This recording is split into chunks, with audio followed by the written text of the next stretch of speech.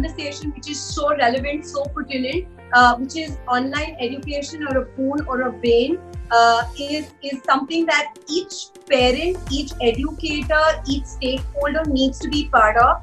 And these thousands that I boast of is would just not have been possible without all the right people that we have on our screens today. I want to start with Dr. Fatima, who's the founder of ACE Edu. She's also an educationist, K to 12. Dr. Swati Popat Butts, who is the founder, the president of Podar Education Network and the president of the ECA, and who's been driving a whole bunch of conversations on the online education boon or bane. Dr. Salmeer Dalwai, who's a developmental pediatrician who I've personally known for a very, very long time, and he's known to speak his mind. All the women on this panel vouch for that. And of course, partners who did not even blink an eyelid to join this movement, which is Ravi and team from School News, Sumaya from Education World, and Brainfeed as well. I really, really want to thank them, because without all of our combined forces, this 1,000 would have just not been possible, and we need to reach a much, much larger number. Yes, thank you for that.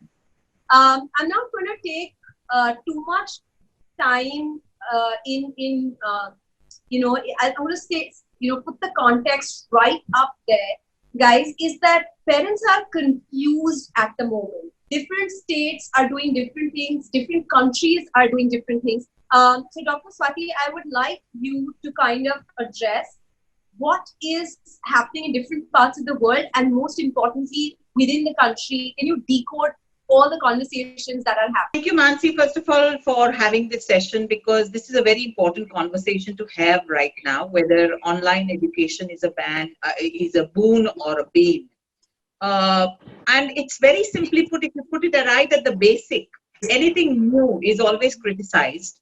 And we need to give time to people to adjust to the new normal, which didn't happen because government started putting ban on things. And that is the whole problem. The problem was the ban. The problem was not the online classes, because schools were trying out it for the first time. Teachers were trying it out for the first time. Parents were trying it out for the first time, and so were children. So there would have been settling issues, and had we just allowed those to tide over, right now, millions of children in this country wouldn't have lost education the way they are right now losing because of this chaos. Now, there are 3 states who have passed a ban, basically. The first was, of course, Karnataka, and it banned from early years to 7th standard. Then you had Maharashtra, who banned from preschool to standard 2nd. And then you had MP, who said preschool to standard 5. And now, of course, a lot of states are trying to join in on this new ban as a solution. But a solution to what is what needs to be questioned today. That if you are saying that online and not having screens in the house, and parents are struggling right now, or I see newspaper articles saying people are committing suicide and they kill themselves because of it. I'm a little confused, because if our focus as a society is the education of our children, then we should be trying all kinds of solutions. We shouldn't be looking at one solution and saying, no, this is bad, let's ban it. So you have this whole section of parents who are in favor of it. You have a whole section of parents who say, I have 3 children, all of them have online classes at the same time. I don't have that many number of screens. What do I do? You have teachers who are losing their jobs because many parents are tying no online with fees. So schools don't have the money now to pay teacher salaries. And then you have the government, who maybe is trying to level down because they are not able to give the same services to their government school children. And so they are saying if government school children can't have it, nobody should have it. So I think it's a chaos which is happening right now. And I did study what other countries are doing. In most of the countries, they are trying to ensure that something or the other reaches children, because we need to understand, especially in the early years, they are the brain development years, which means you are losing out on essential stimulation. Parents right now don't have the time. I have no problem if a parent says, I spend quality time and I do exactly what educators tell me to do. But parents don't have the time right now. So you have a country like Wales. Wales has set up an entire website and is ensuring that every teacher can reach out to every child. They have defined a curriculum. Many of the countries who don't have those resources are reaching out with videos through WhatsApp. But in every country, teachers are able to call up children, to communicate with children using whatever platforms they find comfortable and accessible. So it's very, very important to understand that it's the banning part which has spoiled the entire scenario for everybody. I mean, look at it. People are filing petitions, people are filing cases. You are wasting government time, the Supreme Court's time, and wasting it on hearing these kind of cases. This could have been resolved if the government had just first set up a committee. That is what the Supreme Court has Right. said in Karnataka also. You should have first set up a committee. You should have made guidelines and not bring in such a blanket ban. So I think there is Right. right now a lot of confusion. Right. Dr. Talwai, if I may jump in to ask you here, that there is a lot of confusion in the parents' mind. Is screen time the primary reason why parents want online school to be banned? And what is your take on it? Is school only supposed to be an education, a channel where education can flow through, or is school providing a larger cushioning to children, which parents are seeming to miss out right now? First and foremost, I'd like to thank Swati ma'am for having put the matter in completely a good perspective. And she has put it in a perspective that each and every segment of society, various diverse opinions, everybody has been represented. So great job, Swati ma'am. Answer to your question, I'd like to begin with a disclaimer. I don't believe education has anything to do with schools and vice versa. So take that with a pinch of salt, everybody. That's my personal opinion. Because education is a sum total of what the child is, one, exposed to, two, how he is helped to analyze, and three, how he is helped to apply it in his own world. That to education. Schools are a very organized way of doing this to the child. And in that sense, they are an invariable part of our life. I mean, I would be nothing without the school I went to. And mine was a 5 rupees class 5 and 10 rupees class 10 school. And I would still go back to the school if I had to go again. What I'm trying to say is that parents should understand that education cannot be outsourced to the school. What happens is when we start looking at it from the point of view, I am a consumer, I am paying fees, and I deserve something in return, then it goes away from the philosophy of education to the transaction. My child is going to school, he is getting so many hours in school. In return, he is getting so many worksheets, he is getting so many lessons, and blah, blah, blah. And hence, when we have an unprecedented situation like COVID, we feel now what is the transaction I will get? And if it is being looked at from a transactional point of view, it is not going to reach its end.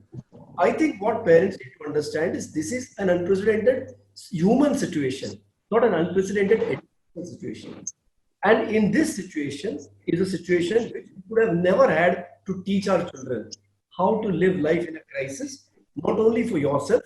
This is unprecedented because it's a beta crisis for everybody at the same time. This is one place where all children have been brought ground zero at the same time. And nobody is super privileged or less underprivileged. This is the value of education at this point, that we need to make do with what we have and to improvise. And to that extent, what Swati ma'am said, we were trying out various things. There shouldn't have been a blanket ban. I completely support that. Because ये मंथन है, if I can just have your permission to speak in Hindi, ये मंथन है, इसमें से विष भी निकलेगा, अमृत भी निकलेगा. मगर वो मंथन करना जरूरी था, because education had come to a point where something had to give. And this corona has been the unexpected stimulus that has led to innovation in education. Sure enough, I'll come to it when you ask me about what are the ill effects of too much of screen time and how can we prevent that. But I think we need to look at it from a completely innovative point of view. And therein I support. Right. Fatima, that brings us to you. Dr. Swati said a very, very important thing, which is that industries have evolved. So many people are doing so many different things. And what I hear from Dr. Dalwai and Dr. Swati Popat saying is the same. It's kind of sounding similar. That is that a carpet blanket banning is not a solution. Like other industries are upskilling, what could have been done better to not just have a ban, and how are other industries and other countries doing this better versus education? So, quite frankly, anything that has a generic output at the moment, education or any other industry, is going to be caught out. This is the time to recognize that even if we are one country, demographically, we are very different. So one of the things that I think education space has reacted positively, as Dr. Dalwai said, is that we've used this opportunity to look at what other industries are doing. Healthcare, services, for the restaurant industry opening up in Delhi and then closing down. But we've looked at all these examples and seen how they use technology, law, chartered accountancy, services that require that face-to-face. We use this time to scale up so that we could balance out the online time that children were going to be engaged with. We're educators. We recognize screen time more than anything else. We're the ones shouting on top of the roof saying, guys, no gaming. Only 20 minutes, eye breaks, loo breaks. We are the ones banning the kids from online. So how can we be saying online is going to be the solution, but we have used it optimally? There are WHO reports, there are AAP reports, there's research done in Harvard, there's research done in BBC. Let's put it out, but we only take research that suits us. So anything that works for us, that research is valid. Anything that doesn't endorse our point of view, we throw it out, which is what we're seeing in petitions. I'm amazed when I read today in Mumbai Mirror, 60 minutes is detrimental, but that child is 8 hours, and I know that child is on screen 8 hours because the mom, dad are both working, Nani is sick, the child is left with CD. So, the point is, every industry today, our Honorable Chief Minister has made sure drones are going and sanitizing containment zones where it is physically impossible for the penetration of frontline workers. My own cousin is sitting using a drone and helping that person who's symptomatic. So when technology is used for healthcare, it's good, but technology used to help the child socially connect is not. So, it's confusing, and every country in the world, I was saddened, Mansi, when I saw the spot on the world map, except for India, everybody else is working, like Swati ma'am beautifully pointed out. Whatever platform, WhatsApp, Zoom, breakaway sessions, curating content, getting people, donating gadgets, what could we have done? Every parent could have donated one device to those who did not. Where is us? Where are we as community? Where are we as society? I think Swati ma'am pointed this out. This was the time society came together. I have some, I can donate some. Why are we only taking? What are we teaching our children? So the lessons we've learned as an industry is that others have done well. We're capitalizing. This is, like Dr. Dalwai said, a time for innovation. This is us capitalizing. Now what you're doing is you're telling us, no, don't capitalize, just give us 50 worksheets, where the children can solve. So you're basically cutting along. If I may just interrupt, do you think screen time is the only reason why parents want this ban? Dr. Swati, is for you as well. Do you think that's one single reason that parents are saying no? Mansi, High Court in Delhi ruled in favor of schools imparting education called remote learning. Okay, this has been there since 1840. Progressive school world over, including Harvard and Stanford, use a blended learning. This is the future. This is tracking. This is AI. They've said as long as you're imparting education, it stays. So what's the next thing? Ban it. So when you ban it, fees don't have to be paid. You understand where this is coming from, and that is our problem. This is not the solution. You're ruining your child's life by coming up with these sort of petitions, which takes it away. Right. Dr. Swati, do you think with all the preschools that you work with and as president of the ACA, do you think that screen time is the single biggest reason why parents want the ban? I think there were three reasons. And as an association, we have tried to be very balanced. The reason number one was, of course, fees.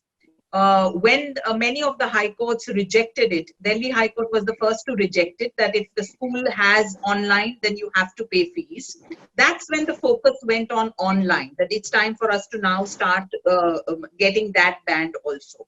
Number two was, of course, sometimes a lack of empathy from the schools, because the schools did not consider that if I have from the same family 3 children in my school in different classes, I should not keep the online time the same. Many of the schools made a mistake there, and many of them did not practice a little bit of empathy with the parents and help them turn around this timing so that every child could get that screen at that particular time. Number three was, a lot of schools, in the haste to please parents, converted a physical school into a virtual school. Which means if it was a 3-hour school, they said, oh, 3 hour online karna padega. Agar 6 ghante ka school tha, 6 ghanta sit online. Now that was ridiculous. But I'm very happy to say that when ECA released its blended learning manual, in which Dr. Dalwai has given a fantastic quote, when we released that, a lot of schools wrote to us and said, we have changed the way we were doing it because we realized our folly. So as I said, and as Dr. Dalwai said, it was a manthan going on. And it was very, very important for us to have understood that, yes, parents were also having certain issues, schools were facing certain issues, and so were teachers. But that all doesn't mean that you ban something. Right. If I may take a cue from there, and as a parent, this is largely what the parenting community feels. If there is a price that my child will have to pay for 2 people working in the family, what is that price I need to decide as a parent? Is it going to be screen time, or option 2, me as a burdened parent taking on more by saying that, okay, I cannot do the school, online school, because schools are also asking parents to sit in the online classes. So Dr. Dalwai, I want to ask you, and this is the big question, right, which is about how much screen time is too much screen time, and can you break that down for us age-wise? So I said there's no two things about it. The Indian Academy of Pediatrics, which I represent, as well as the American Academy of Pediatrics, has clear-cut guidelines. No screen time for children below 18 to 24 months of age at all, other than video conversations, video chatting. From 18 to 24 months, also there is a gray zone, but from 2 years to 5 years, it's very clearly mentioned 1 hour of screen time, which is high quality screen time, and co-view. Co-view, that word is very important, that it has to be viewed along with the parent. We are not talking about education here. We were talking about the guidelines before the COVID situation. 1 hour of screen time a day, along with a parent below 5 years of age. Now we must understand that situation has, and even if it's beyond 5 years, it has to be high quality, consistent programming. Now please understand, these guidelines were talking about using screens as an entertainment modality. The issue of education at that time was not there, and I'm sure all the academies will revise the point of view once screens are used for educational purpose as well. The lesson to take from here is that my child who is 3 or 4 years old should not be allowed to wield a mobile device to go wherever she or he wants by pressing whatever button he wants. So I've used that word wield very purposefully. He should not be a master or in charge of what he wants to do on the screen. So it obviously mandates a parent, even for recreational purpose, not for educational purpose, being there. Because the parent will have to switch on the device, the parent will have to help the child understand what the teacher has been trying to get the child to do and help the child to participate. In a way, to stop pre-primary, always there are 2 or 3 teachers in a class, and there are many more who are helping, and all of them go around to those little kids. When somebody is singing, they help the child to do things like that. So obviously the school can't send somebody like that. The mother or the father or an elder sibling will have to get your child to participate the same way it was done earlier. Having said that, if we are putting the child in front of the screen for an hour for pre-primary, at least up to 5 years of age, make sure now cut off the recreational 1 hour. So if you are using it for education, make sure you are not using it for recreation. And the solution for that is simple as well. Parents are also working from home. They are also very busy. We have done unteam webinars from ECA and Neurize. What other things can parents get the child to engage in? And if you give that much of time for education for screens, the rest of the time, get the child involved with household chores, get the child involved in helping everybody else. That's continuing education throughout the day. So I interviewed a couple of kids and I asked them what happened to you in this 2, 3 months lockdown period. What do you do? So I kind of help my mother. I am helping my mother to cook, cut vegetables, and I'm helping her clean the floor. I'm helping her put the books back. I'm helping her pull the clothes. So I told him, you have better education than you had ever had. So let's balance 1 hour of screen time with a lot of other things at home. If I may ask you and Fatima to kind of say what are the choices that a parent and the various choices that parents are evaluating right now, right? Whether it is thinking schooling, dropping school, or looking at third-party apps. Okay, which they can do at their convenience, and they're not bound by school timings because of the lack of devices. Is that a wiser decision? Like, is a parent equipped today to take on the homeschooling responsibility? So let me put it very clearly, Mansi, that I think 3 options are being debated by a lot of parents. In fact, homeschooling has come out to the fore right now, that you should homeschool. I'm very happy if parents homeschool, but do they know how to homeschool? Do they know what is developmentally appropriate curriculum? Do they know at the pace at which a curriculum needs to be given? Do they know how to make it interesting for the children? Do they have the patience to sit and do so many subjects with the children? It sounds very good right now, but you require a very different mindset. And if you are a working parent, and if both of you are working parents, I'm sorry, homeschooling will take a back seat. Number 2, I think everybody is talking about having a 0 year dropout, don't have an education year at all. I want to understand how that works. How does the 0 year work? Which means if I am today in standard 1, you will consider this a 0 year and I will go to standard 2 next year. Is that what a 0 year means? Or will I repeat standard 1 next year? That I won't do anything. I will ignore that there was any life this year and I will go to grade 1 next year. Because if you are making me waste a whole year.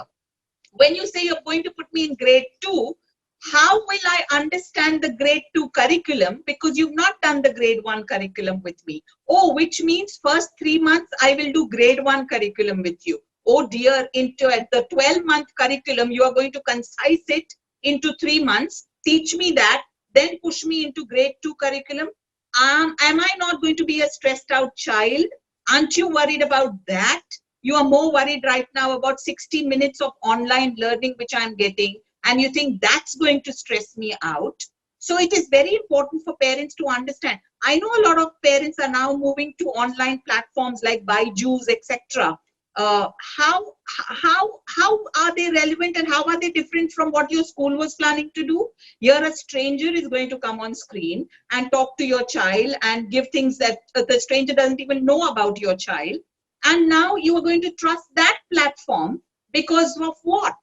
Why are you not trusting the teacher and the school where your education is concerned? Why did you choose that school in the first place if you couldn't trust it at the most important time in your child's life when your child needs that support of education? I just want everybody to imagine from the last 3 months, children under the age of 10 have been cooped up in homes. There has been research that has proven that domestic violence against children has been on the rise because naturally children, their education has taken a back seat and we are more worried about the other things. But my question to everybody is, if both of you parents are working and you have a child, who are you working for? Ask yourself that question, because I'm sure you are working for the child. So that means in this pandemic, you should be doing everything that you have for that child. And you should be supporting the school who is right now trying to educate your child. Right. Fatima, for you, I want to ask, are schools expecting parents, are they expecting too much of students and parents? And are they considering the fact that a large part of the families are working parents? And what is a parent supposed to do? Like, how much is a parent supposed to do? So you think that a large part of the parents, I know some section of the parents are happy with online schooling because they feel it's a trusted environment for their child to be in while they are working. And there's this whole other set of parents who believe that, listen, I cannot seem to be managing both. And I think this is just a school's way of overcompensating so they can charge me fees. Yeah. Mansi, you've asked me multiple questions, but I'm going to start off on a lighter note. I'm going to say, Dr. Sameer, it'll be nice for children to also tell you what they did to help their father. Because all I heard was, I helped my mom cook, I helped my mom clean. It's nice if the children could be typing something for their fathers as well, assuming that that's an important part of this co-parenting partnership at home. But that's on a lighter note. So Mansi, what Swati ma'am actually started off talking about is the fact that initially our world in India operated in two parts. We had those schools that were finishing off the year with online learning, and now a large part of us have started again in June with the first year. There are examples, like Swati ma'am mentioned, it was new. We did not prepare for this. We weren't ready. When we moved into this blended model of virtual engagements, it's not online teaching, virtual engagements, because we're having conversations with our children. We recognized that there was a bit of give and take. We needed to rethink three things. Whether it's CBSE, ICSE, SSC, Cambridge, or IB, curriculum boards are revising curriculum. They are working out what targets need to be given to the children. So, of course, this year you're going to see a rethink of certain concepts. CBSE has already gone and said 30% less. Okay. So there is a rethink about what is going to be taught, because of course in the physical world we can't do everything. But importantly, with feedback from the parents, we've recognized that I just saw someone's comment, we can't revise in the night, we can't do all the homework. There have been extension of homework times. There's been a reduction in how much was coming home. But guys, it takes time. We all in it together. But the moment feedback has come in, schools have reacted and addressed it. So it wasn't about give and take. We were all working towards the same child and making sure that the seamless learning continued. Assessments, of course, they're going to have to be done in a different way. It cannot be what it was in the physical world. All of this has been worked out, but the assumption is that the schools are doing nothing. Electricity is down. Maintenance is down, so just reduce the fee because online is 50% of what it was in the physical world. Because co-curriculars kahan hote, Fatima? Where are they eating lunch and where are they, 8 hours is now 3 hours. So there has to be a price difference. So I think we've lost the narrative in that. Schools are revising, irrespective of the boards your schools are. Everyone is rethinking about what content is going to go out. Assessments are being revised, and also expectations of a parent at home. Mansi, I have a 14-year-old. This is a very crucial year for my child. He's going to grade 9. I will not endorse a 0 year. For me, this is a big stepping stone, now him becoming an adult. You mean to say I just let it go and have my schools call it life skills? While I bat for it, there is scaffolding, that important goals to be, academic goals to be built. Sorry, I'm in education, but I cannot be my son's teacher. I rely on experts who've been trained, who've been certified, who are doing research, who are speaking to 20 people and working behind the scenes to make sure they are coping with my child's pace. I think parents need to think about that. And Swati ma'am nailed it when she said, who are we working for? I have one child. I definitely am working for my child's happiness, but my child's sanity. And I'm definitely hoping that the child is educated and is mentally sound, because none of us are getting out of this crisis sound. We're going to have consequences of a lot, and I'd rather have an expert dealing with it. I don't have time to shop online and figure out, today I'll do coding, then I'll do music, then I'll pick up math class, then this science class sounds good. This English class means PENSA exam will be broken. I do not have the mind space. I'm a working mom.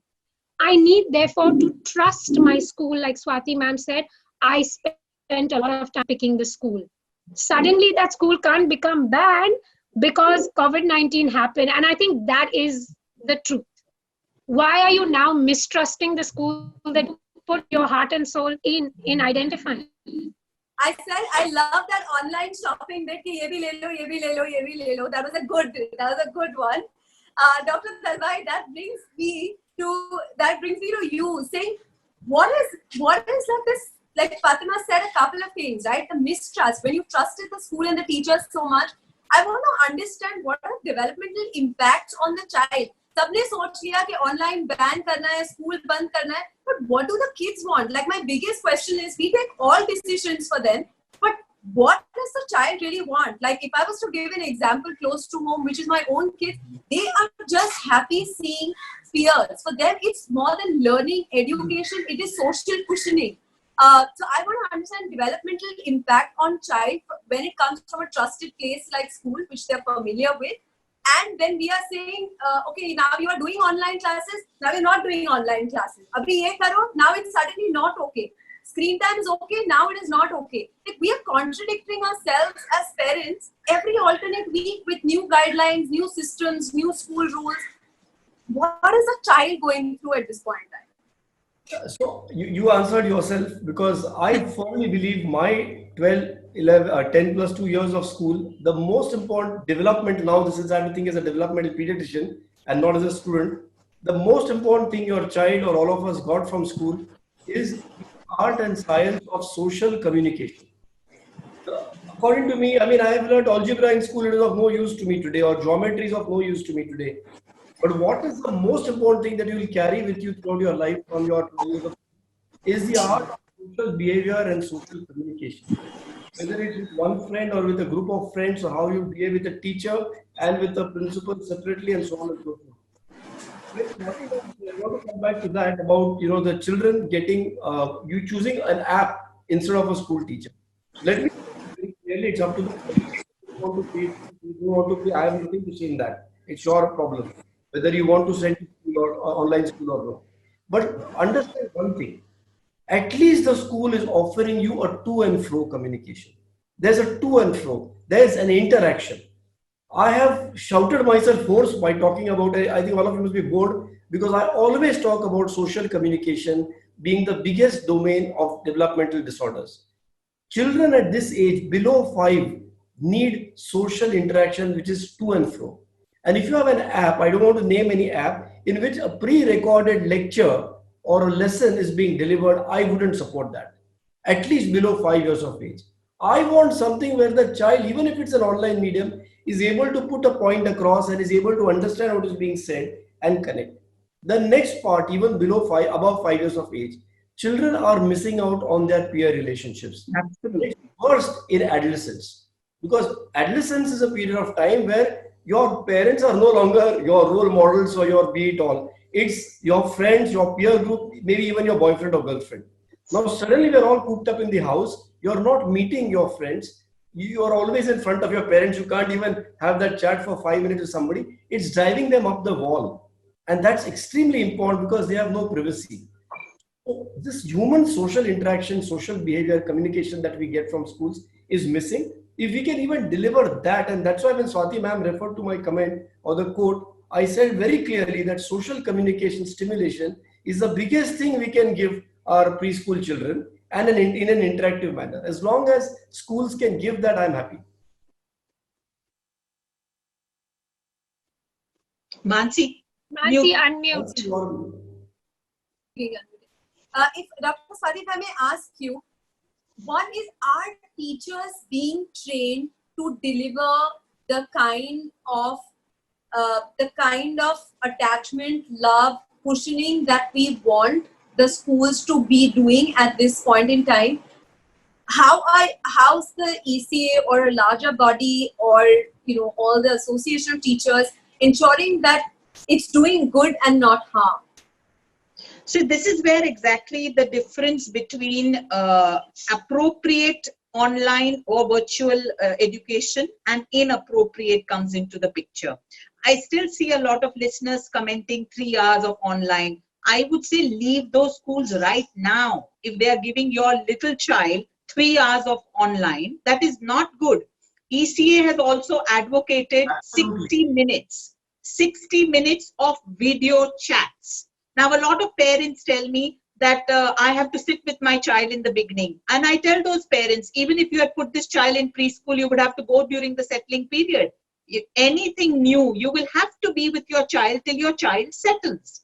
We've taught teachers, don't focus on mute and unmute, because most of the teachers went into online with focusing on that mute and unmute button. I feel like ripping it out of their screens, because they mute karo. I said, excuse me, if these children were in your classroom, how would you have muted them? You are the same teacher. If they are all talking together, it's perfect. That's the symphony that you want. That's called the symphony of learning with communication. So you have to train the teachers to understand what to focus on and what not to focus on. If you go on my Facebook page, you will see pictures of states where online is still allowed. You see teachers who are at home now using home available items to make puppets to communicate to those children. We ask them to tell stories with riddles, so that the child gets an opportunity to talk. I think the most important thing that teachers have forgotten is that the little square that you see on the screen, they are still those bubbly, cherubic children who were in your classroom. So please think of yourself as the same teacher. Don't worry about your looks, don't worry about your nails, and don't worry about how your voice is sounding. As long as that those little squares in front of you are smiling and are giving you an answer, sometimes giving you an answer before you ask the question also, that's perfectly fine. It means education is going on. And Mansi, before I give away to everybody else, I want to read something which I wish the governments had read in their own country's national education policy. I want to read these two sentences out for you. It says the narrow time lag between the generation of new knowledge and its application, especially in the fields of science and technology, necessitate the periodic renewal of school and higher education curricula to maintain their relevance to the changing societal and personal needs of children. This is part of our national education policy. And it ends by saying, in a nutshell, educational opportunity requires an effective system to support learning, including supportive organizations, resources, and sound policies. I wish the governments had read this in the national education policy. It is talking about actually this time where we have to learn to use technology to ensure that education is ongoing and is supported. Swati ma'am just nailed it. And I want to ask all our viewers or participants, do you all remember something called Shalaya Chitravani? Yes. Shalaya Chitravani and Kill Bill. I've acted in few of those kiddie stuff when I was in school. The government started Shalaya Chitravani when we had one black and white channel in the 70s, or I can't remember, but when we were in school, we were watching that. And that was meant to reach education to everybody who couldn't afford to go to a quote unquote a good school. It was already IT in one way, was electronic education was being used to deliver education to everybody's homes. My point that I'd like to put here is what Swati said again some time back, that this was an innovation. When we started off, we thought it'll be shut for 18 days or 21 days, like the Mahabharata war and all. I don't want to go into the politics of that, but that's not true. And we don't know how long this will continue. This may continue, this may lock may go on and on. We have to come to a long-term solution. The long-term solution is that what was going on cannot be translated. I saw a photograph posted by somebody in which a poor teacher is writing on the blackboard and she has hung a mobile on a rope, and the mobile is capturing. So she's teaching on the blackboard, and the mobile is just relaying it via the medium to the children in the homes. That is not what an IT platform is about. An IT platform has a huge different platform. You cannot convert. I think Fatima or Swati ma'am said you cannot convert a physical classroom into a virtual classroom. That's ridiculous. I am a developmental pediatrician. About 500 people who are coming for daily interventions for centers at New Horizons. We cannot just give physiotherapy over the phone. We cannot just do occupational therapy or speech therapy or any intervention in the same way. We have to innovate. Last 3 months, Swati ma'am, let me tell you this. Last 3 months, I have come out with a new online program which is completely different from what we are doing. It's my team, 3 months of headache, frustration, and trial and error. The same message for parents.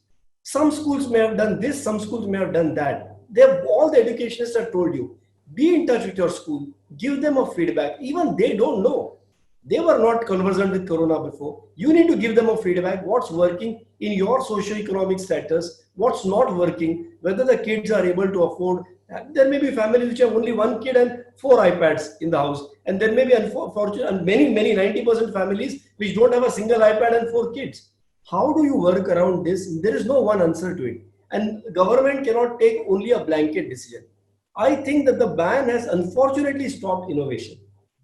Things had to improve. You had to give a feedback as parents. You could talk about the fees. You could negotiate about it. You could negotiate. Even the teachers need to be paid. Schools as an infrastructure. All of us have got a cut in our salaries. Yes. So we may, but at the end of the day, remember one thing. It's the teachers, the infrastructure of the school that has a huge part in your child's development, social development, physical development, and of course, academic development. And we can't do away with it. That's not Right. going to work. No, absolutely. I completely agree with you. And, Fatima, I'd like to ask you, did the government really need to intervene, or could this have been resolved at a PTA and a school level? Did we need the government intervention at all? Absolutely not. When we have a pandemic to deal with, when we have our borders being threatened, we have larger macro issues. Maybe we should get the government to resolve those problems, because that is of national security level. Yes. I always treat this as family matters. Sort it out at the family level, and the family involves the teacher, the management, and the parent. Yes, all working for the child. Unfortunately, the conversations got out of hand, and I'm not saying this, but there are activists out there. It became almost like a movement. सिखा देंगे उनको, आपको discount नहीं दे रहे. It became like that. We changed the entire narrative. A constitutional right to education has now become a discussion in court. I mean, when you have the Honorable High Court in Karnataka actually telling the government, you should have created this committee 3 months before you passed off the ban. You don't now create a committee to validate what you create a committee to create solutions, not to justify strategies that are given. So basically, you left at the hands of people who are not educationalists. There's a reason why there are educators who have created these educational institutes with the experience, qualifications to come up R&D, create better solutions. Mansi, by no way are we saying we have it under control. I was in a conversation with Lynn Nagli. She's from Finland, and we all love our Finnish education in this country at the moment. She rightly pointed out, she said, Fatima, we in Finland have also had to alter. We haven't worked it out. Ours was also a case of receiving feedback, changing. Dubai went through that. Singapore went through that. France opened up, closed out. So everybody is grappling. And I think this took away, like Dr. Dalwai said, the innovation. Mansi, today, online, I can track those kids are shutting screens off. So immediately, in my breakaway sessions, I've got those kids back and just spoken about, so what did you feel today? Because I know they were disinterested.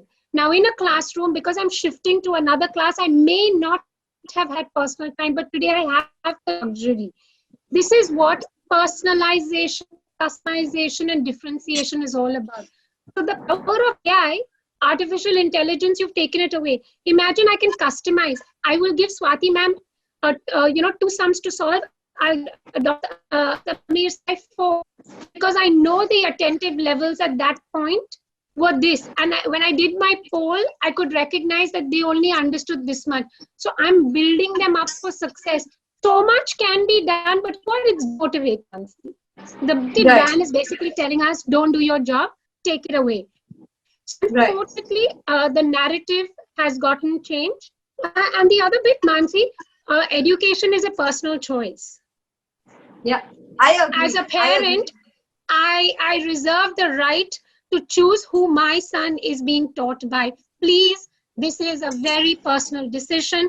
Sorry, government, and I'm a very proud Indian, but this is my right because that child is my world.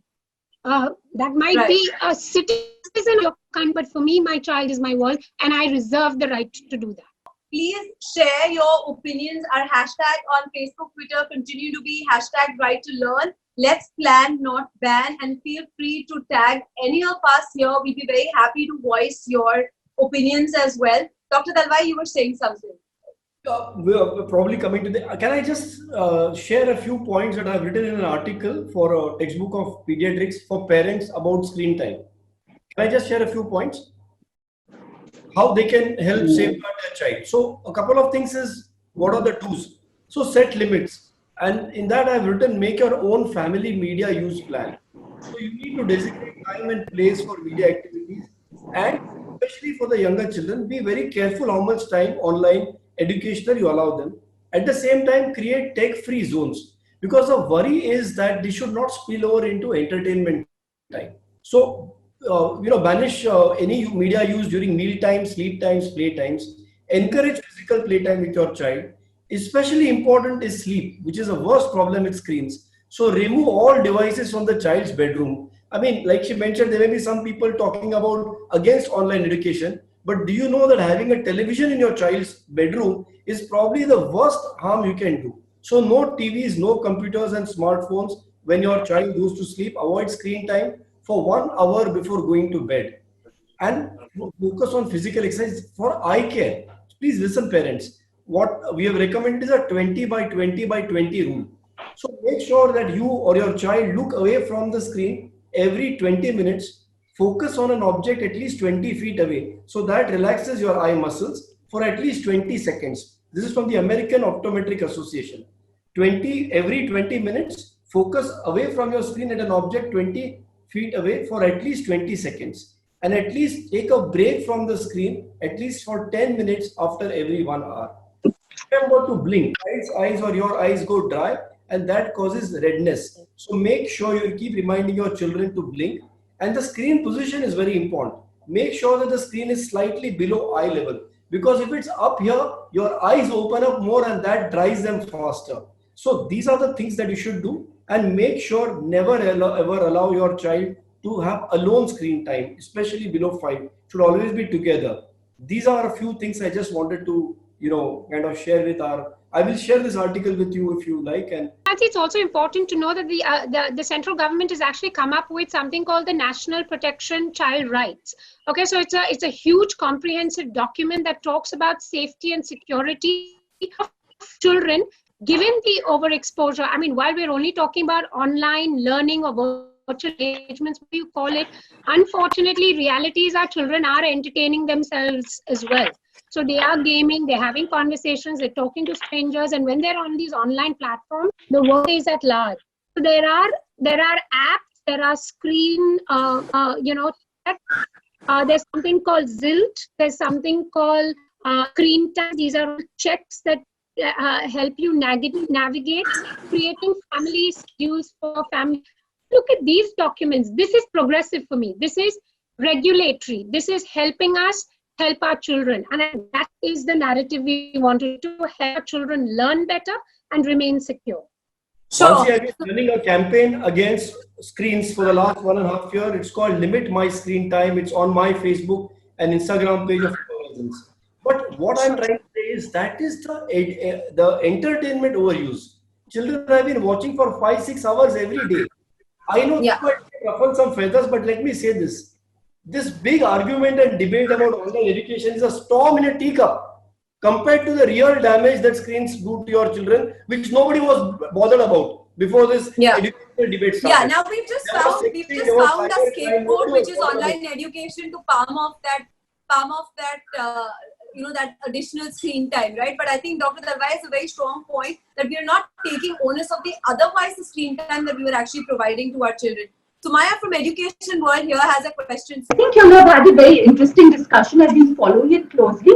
But I have a question. Either Swati or Fatima can take it. I think a lot of parental uncertainty about online education is also there because they're not able to understand the efficacy and value of online education. And do you think that the government at a national level has failed in coming out and saying that, look, schools are not going to reopen in a hurry. This year is going to be an online education year, and that would go a long way in allaying fears of parents, and there would be something official about it. I'm just saying that as parents also, we've always been trained to think assessments, evaluation is the metrics of evaluation, right? So I think she's brought out a very good point that for parents to trust what teachers and schools are doing, what's going to be that metrics? See, it's very, very important here. Sumaya has raised two very important points. Number one is that a lot of people thought that when it was unlocked, it means COVID gone. A lot of people thought that that's why you see all these COVID idiots on the road. They think COVID has gone just because we are in an unlocked mode. And that's the same thing which has happened, thinking that now schools will open. I saw a lot of education ministers of a lot of states say they will start in July, they will start in August. I'm worried how they think that schools are going to open so fast when children under the age of 10 are going to be the last to be allowed to come out in public, and only when things are safe. So it is very, very important for the government at the center level to right now, an MHRD should be sitting and chalking out what they want for education for all age groups in this country. Because it is very, very important to understand other country and their children are getting education.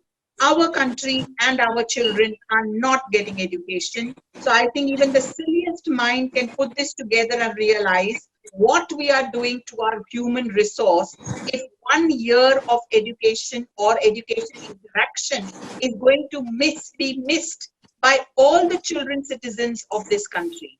Think of the loss that it is going to get us, and that is something that everybody should be thinking about. Parents have to remove this from their mind. I know a lot of parent groups who have done a survey in which all parents have said that even if schools open, we will not send our children till a vaccine is found. And there is no sign of the vaccine from anywhere in this world. It clearly points out that one academic year is definitely going to be lost. So it is high time we all wake up. It's high time. I humbly urge all the governments to please wake up and have a plan of how they are going to educate the millions of children in this country, both in the government schools and in the private schools. We've lost already 3 valuable months, Swati. Absolutely. Before such a plan has come out, and parents' anxiety is right. They don't know who to trust. And the government at the national level has failed in coming up with a policy for this. Sumaya, I always feel that a parent somewhere was not making the right choice when it came to private schools, because if you trusted your private school and you took admission for your child in that school, then you should definitely trust the school during this pandemic. Where and what happened to that trust? So it is very, very important that all schools did not go through this headache. My schools, I know I have 498 preschools pan-India. My preschool's parents were very happy because what we did from the beginning was follow the ECA guidelines. And they are now very angry that why has this been stopped? My child is missing his teacher. So it's very, very important to understand that it's the trust deficit, which has always been somewhere, I think, increased because of media articles about fees, etc., that this trust deficit has become a thorn in the side of children's education in the present time. Yes, well said. Sumaya, I just wanted to add to what Dr. Swati said. Please remember, these are 4 states that have. The rest of the country is operating as per. They are going ahead with it. So we also have to recognize, what are we doing as a country? Are we divided? I mean, is it a national policy or is it a state policy? That's the confusion, and we to the confusion. I happen to be from Maharashtra, and I'm aghast because Yeah, the Maharashtra parents has in come up with Maharashtra, guidelines. the parents in Maharashtra and Karnataka should be worried that a child of the same age in another state is getting their education and your child is not. So it is going to become, we may need a new movement like America had one, No Child Left Behind. Right now, many children are going to be left behind. Right. And But it's so, almost creating FOMO in the parents, which I think will work for us. but Mansi, instead of complaining, because I'm a fellow parent, as are you, you have two young girls as well. My concern is it seems so negative. What if I as a family to also help out? Asima Foundation, they work with underprivileged children where there is no connectivity. It's only 23% in our country that has connectivity. They come up with movement. I have donated. I have found old gadgets which I know I'm not using. Can I donate? Why are we not thinking of helping? We are only thinking about our family. Sorry, we're in a negative economic growth. It's going to take 3 years to even come close to some sort of stabilization. We can't territory. We all think about each one. So I'm going to say let's change the narrative. Let's start thinking about what we can do to help. This blanket ban in Maharashtra and Delhi is going ahead, then we'll start getting, you're right, FOMO. That child is doing it, my child can't. Helping themselves is the question we have to ask. Sumya, the question is, it has to come from the center. There has to be some sort of direction. Now states cannot be doing what they feel like. There has to be a top-down approach. I just had a question for you, Mansi, as a person who represents parents. I'm a bit puzzled about parents who spend all night in long admission queues. I've witnessed it in front of a school which is right opposite my office, who sleep overnight to get an admission in a school and to collect admission forms. I'm a bit puzzled at how suddenly they have no trust in that same school and the capability of the teachers to provide online education. I'm a bit puzzled by this dichotomy that you struggle so much to get admission into a particular school, and then now you suddenly develop this trust deficit. You think that the school is not capable and its teachers not capable of offering online education. I'm a bit puzzled. So I want you to answer that. I am actually, I don't know what the answer to it is, because I completely agree with what Dr. Swati said and what Dr. Sameer Dalwai said, is that you trusted that teacher for so long, and suddenly why are you, and like Fatima said, now picking, and it's like an e-commerce platform, ki idhar se bhi le lo, idhar se bhi le lo. Like why? For me, like I said, for me as a parent, whether it is a 0 year, no year, whatever year you may call it, I just want social cushioning and emotional cushioning for my child at this point in time, which I feel the school is going to provide. Whether she is helping me in the kitchen, whether she has helped me set up this Zoom call, which is live streamed somewhere else, they've learned a billion other things. But for me, just the fact that they are emotionally secure has been, and they are also learning, which is curriculum based and whatever, and peer interaction that's happening. For me, that is what a parent needs to, I mean, what are your priorities for your child, right? And again, like I asked Dr. Dalwai that question, that what are parents thinking, what's the impact on the child? So for me, it's a big debate that why is there so much of a dichotomy in the parents' mind? And the parents have so much confidence that they're going to remove and unroot and unplug that child from a school that the child has been going and saying, "Acha, bhai, ek saal ghar mein raho, fir agle saal kidhar aur admission le lenge." Yes, please, Dr. Dalwai. So, Sumaya ji, I get your point. I mean, think of it from the parents' point of view also. I don't think there's any trust deficit. I mean, they've lined up outside your schools for two days for an admission, and kya nahi karte admission ke liye? It's religion is the next dharma in India. मगर मुद्दा भी ऐसा है कि even they are going, I mean, all of them are in a state of flux. There is uncertainty in the air. Nobody is sure that आज जो बंदा आपके सामने बैठ के बात कर रहा है, कल मुझे कोविड हो या ना हो, and I do not know how much it will affect my family, my life, my relatives. Doomsday to many seems round the corner. I hope that's obviously not the case. But parents are in this flux. They are also worried about their own jobs. They are worried about the child's health. They are worried about how to make ends meet, because you have these huge, big, flat EMIs house EMIs, car EMIs. There is a wall hanging over their jobs. So in the middle of all this, there would be an issue of making a good judgment about what to do about the education. Like I mentioned, I work with children with special needs, autism, ADHD. They're just not coming. And I understand that they are dealing with so much that, and I can't say if you look at it, your child's therapies stop to more important than education. But at the end of the day, we have to give them some time. And the solution is what all of us are doing right now, discussion. And that's where I agreed with Swati ma'am earlier. Right.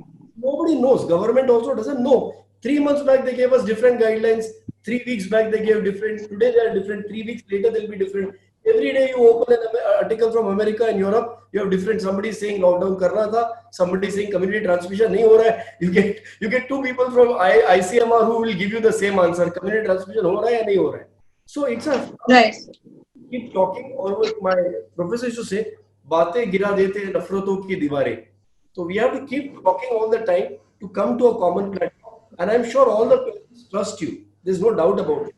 थोड़ा सा समय देंगे, थोड़ा सा discussion करेंगे, they'll take it in a better way. Sure. Fatima, you're saying something. No, Samir, I also wanted to say that a lot of our feedback when there were schools that were condensed online a little earlier, like March, April, they went that journey of virtual engagement. What we recognized is a lot of parents were actually not focused on what their school was doing. They were looking at what the other school was doing. So I've had what screen sent to me saying, I'm not aiming the school, I'll get it off. That school is doing it for 7 hours. Ours is only doing it for 4 hours. You must fight with the management. Why aren't we not doing it for 7 hours? After that school that was doing it for 7 hours revolted, the other one saying, oh, we were better off here for us. It was confusion, but this constant comparison, the assumption is someone has it better than we do. I think it's about time we just recognize, ek school hai, ek ghar hai, let's focus. Let's not get into it. You know what? Look at Insta and enjoy someone's sky. I just told Swati ma'am, post those beautiful pictures of the sky. Let's not put it out of context, because I think parents, y'all are doing a lot of that, and that is causing a lot of anxiety to us as the parent community. Sure. I'm going to ask Swati ma'am and Fatma one question, which is going to be related to the guidelines, and we're running really short on time. Because I have one more question to conclude before this. But what does it mean for a school when government releases these guidelines? How does it differ from a private school to a public school? Because some schools continue to have classes, some don't. So how does the parent understand, is my school following the guideline or not following the guideline? So there is basically no guideline, Mansi. It's a ban. So yeah, so what I'm saying is that they're still following. Some schools, the private schools, are still following it. So many of the PTAs who were active got together with the school and said that we will support you, but we want our children's education to continue. And those are the schools that are continuing in a very developmentally appropriate manner. So if I may ask, sorry, a PTA can take the responsibility along with the school and go against a ban? I don't think that would be a nice way to put it, but I think it ultimately depends on the parents of that school. I wouldn't say that they're going against the ban, but well, if they found another medium which doesn't look like online classes, because I searched this Marathi document to find out what comes under the purview of online classes, and I didn't find any definition. So which means today, if I want to put something on YouTube, or if I want to put something on Facebook Live, or if I want to have my own TV channel and I start doing it for the children. So there is a lot of dichotomy out here. And I would just say leave those schools in peace who have found their peace with their PTA and their children's education is ongoing. I would just like to end by saying one thing which all parents must learn from is a small town in Italy called Reggio Emilia. It was completely destroyed in the Second World War. And all the entire community got together to decide how do we rebuild and what do we rebuild. We are completely destroyed. Should we rebuild the church first? Should we rebuild our homes or what? And the entire community voted, we will live in the outdoors, but we will first build a school for our children. And that is what parents today should be thinking about, that I will eat a less meal a day, but I will not allow the education of my child to go waste. So it is very, very important for parents to understand you gave birth to that child. It is your responsibility now to ensure that that child does not lose out on 1 year of education. Right. Fatima, you were saying something. No, I'm just going to add on. Mansi, every state is operating with different sort of guidelines. In Maharashtra, it's prescriptive. It's not completely a ban. There is hearing that's expected in the next 15 days. My advice, Mansi, is, and I keep saying that in all my blogs, these conversations are between, like Swati ma'am said, the management, the teachers, and the parents. For the sake of that child's learning, have conversations, and I represent the parent body on this forum. For me, it's very important that that remains continuous. Sorry, you don't want my child to learn online. I do. I'm responsible for my child's future, and I'm batting for it. And I think if this can end here, we won't waste time in courts. They have much good thing TikTok sort out. I think we can focus on education and the innovation. Sure. Dr. Dalwai, one last question for you, which is, what is your take on schools reopening, and how soon do you think that will happen? And what are the precautions that educators and schools need to take when they open? Follow the ECA guidelines. We have a document on that also. Yes, I'm going to put the link to that. Please do that. But just to give the realistic scenario, nobody knows, because we don't know how long this will continue, and different cities are peaking at different times. I think Bombay is peaking right now, but the other cities also may come up sooner than later. Also, we know very well that children fortunately do not seem to suffer much from COVID infections, but there's also one is passing on to senior teachers, and for teachers is back senior grandparents around. So nobody really knows. Again, there will be a slew of other kind of activists and legislations that I don't want to send my child to school. Like one of our panelists said earlier, that it's too much of risk. Why should I send my child? And there might then be some kind of a court case saying that I should have a right not to send my child to school.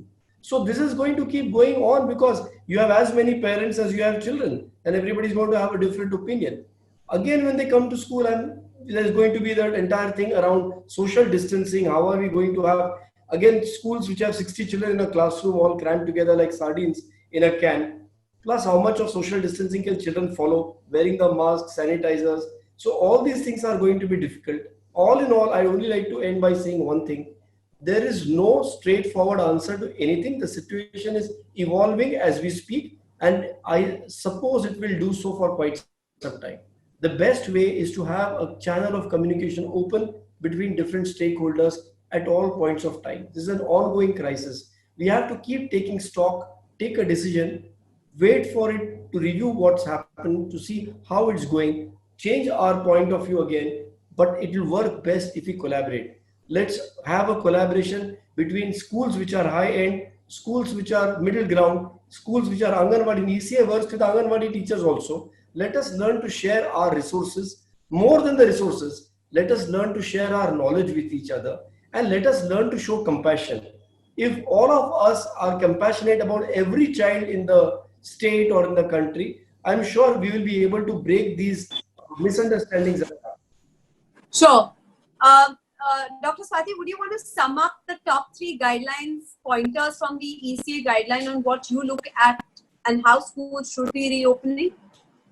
So, very essential to understand that schools definitely will not open till there is a 0 case for 15 days. You understand?